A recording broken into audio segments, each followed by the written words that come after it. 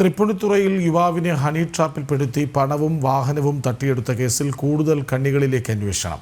കേസിൽ 5 പേരെ hill palace police arrest ചെയ്തിരുന്നു. പ്രസിദ്ധ ഗുണ്ടാത്തലവൻ മരട് അനീഷിന്റെ സഹോദരൻ ആഷിഖ് ആന്റണി ഉൾപ്പെടെയാണ് പിടിയിലായത്.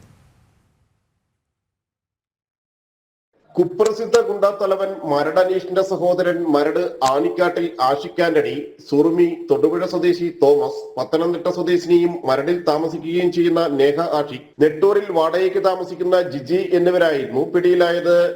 വൈക്കം സ്വദേശിയായ യുവാവിന്റെ പരാതിയിലായിരുന്നു കേസ്.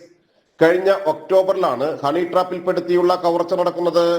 തൃപ്പൂണിത്തുറ മാർക്കറ്റിനടുത്തുള്ള ടൂറിസ്റ്റ് ഹോമിൽ മുറിയെടുത്ത ആഷിഖും സുറുമിയും പരാതിക്കാരന്റെ നമ്പറിലേക്ക് കോൾ ഗേൾ എന്ന് തെറ്റിദ്ധരിപ്പിച്ച് സുറുമിയുടെ നമ്പർ അയക്കുകയും സൗഹൃദം സ്ഥാപിച്ച് ലോഡ്ജിലെത്തിക്കുകയുമായിരുന്നു.